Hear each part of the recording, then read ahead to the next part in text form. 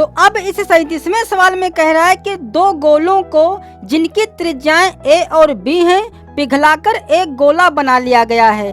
त्रिज्या ज्ञात करो यदि गोले का आयतन त्रिज्या के घन का अनुलोमानुपाती है। तो सवाल में कहा जा रहा है कि दो गोले हैं जिसकी एक की त्रिज्या है a सेंटीमीटर और दूसरे गोले की त्रिज्या b है। अब इन्हीं दोनों गोलों को पिघलाकर एक नया गोला बना लिया गया है। तो जो इन दोनों को पिघलाकर एक नया गोला बनाया गया है तो हमें यह पता करना है कि इस गोले की त्रिज्या कितनी होगी। तो मान लेते हैं कि इस गोले की त्रिज्या r है तथा इसका जो आयतन है वह v है। ठीक है।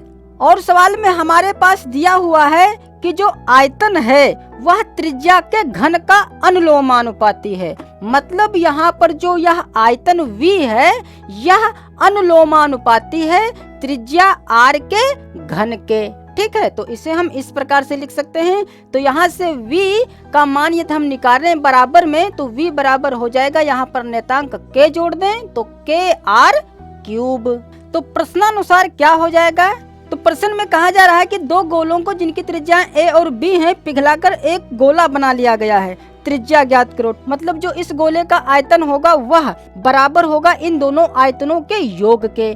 तो इस गोले का आयतन क्या हो जाएगा? तो चूंकि आयतन जो है वह त्रिज्या के घन के अनुलोमानुपाती है इसलिए इसका आयतन हो जाएगा v बराबर k r यहाँ पर a है इसलिए k r की जगह पर a क्यूब और इसी प्रकार इसमें हो जाएगा v बराबर k और r की जगह पर b क्यूब। तो इसका आयतन यह हुआ और इसका आयतन यह हुआ और जो कि इसका आयतन v जो है वह आया है k r क्यूब के बराबर। तो यहाँ पर यह हो जाएगा k r क्यूब बराबर इन दोनों आयतनों को जोड़ दें k a cube plus k b cube. तो यह हो जाएगा k r क्यूब बराबर k कॉमन ले सकते हैं तो यहाँ पर बचेगा a cube plus b cube. तो दोनों तरफ k है तो k और k तो कट जाएगा तो इधर बचेगा r क्यूब बराबर a cube plus b cube.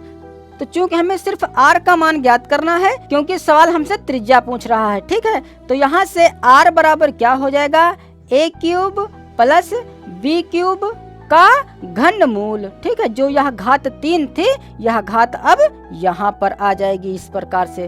तो यह हो गई त्रिज्या। तो यही हो जाएगा हमारा आंसर। अब इस 38वें सवाल में कह रहा है कि एक खेत के काटने में जो समय लगता है वह उसके क्षेत्रफल का अनुलोमानुपाती है और मजदूरों की संख्या का प्रतिलोमानुपाती है। यदि 15 हेक्टेयर के खेत को 20 मजदूर 30 दिन में काट सकते हैं तो बताओ 12 हेक्टेयर के खेत को 8 दिन में काटने के लिए कितने मजदूरों की आवश्यकता होगी। तो मान लेते हैं कि क्षेत्रफल a है, मजदूरों की संख्या n तथा जो समय है वह है t। तो पहली शर्त के अनुसार यहाँ पर कहा जा रहा है कि खेत को काटने में जो समय लगता है वह उसके क्षेत्रफल का अनुलोमानुपाती है। मतलब जो भी समय लगता है तो समय यहाँ पर t है तो t जो है वह क्षेत्रफल का अनुलोमानुपाती है। मतलब t प्रोपोर्शनल a हो जाएगा। ठीक है। और फिर कहा जा रहा है कि और मजदूरों की संख्या का प्रतिलोमानुपाती है। कौन? समय t। तो t जो है वह प्रतिलोमानुपाती है किसका? मजदूरों की संख्या का प्रतिलोमानुपाती है। तो प्रतिलोमानुपाती का मतलब हम जानते हैं कि 1 होता है। ठीक है। तो 1 मजदूरों की संख्या n। तो यह हो जाएगा t प्रोपोर्शनल 1/n। तो चूंकि t प्रोपोर्शनल a है और t प्रोपोर्शनल 1/n है तो इसे हम t proportional a into 1/n लिख सकते हैं। अब इस प्रोपोर्शनल को हटा लें तो t बराबर यहाँ पर नेतांक k जोड़ दें तो यह हो जाएगा k a/n और ये समीकरण हो जाएगी हमारी 1। तो देखिए k का मान ज्ञात करने के लिए यहाँ पर दिया हुआ है कि 15 हेक्टेयर खेत 20 दिन में 30 मजदूर काट लेते हैं। तो t का भी मान है, n का भी मान है, a का मान भी दिया हुआ है ताकि हम k का मान ज्ञात कर सकें। ठीक है। तो यहाँ से पहले तो हम k का मान ज्ञात कर लें। तो सवाल में दिया है जो एरिया मतलब जो क्षेत्रफल दिया हुआ है वह है 15 हेक्टेयर। फिर कह रहा है कि खेत को 20 मजदूर 30 दिन में काट सकते हैं। तो मजदूरों की संख्या जो n है वह है 20, और जो 20 मजदूर काट रहे हैं तो काटने में कितना समय लगता है, जो t है वह 30 दिन है। तो जब हम ये मान समीकरण 1 में रखेंगे तो t की जगह रखना है 30 बराबर k इंटू a का मान है 15, तो गुणे 15, और अपान में हमें रखना है n, तो n है 20, तो बटे में 20।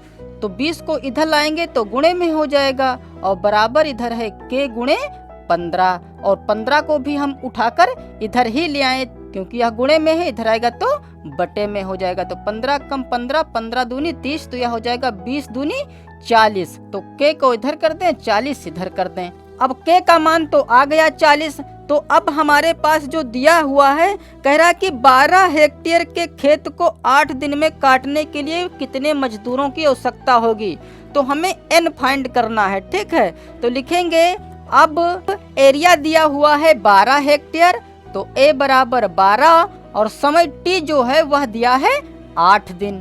तो ये मान हम समीकरण 1 में रख दें। तो जब हम ये मान समीकरण 1 में रखेंगे तो यह हो जाएगा t का मान है 8, तो 8 बराबर k का मान अभी अभी आया है 40, तो 40, और गुणे a का मान रखना है 12, और बटे में n जो कि हमें ज्ञात करना है। तो n बटे में है, इधर आएगा तो गुणे में हो जाएगा, तो यह हो जाएगा 8n, और बराबर यह हो जाएगा 40 गुणे 12।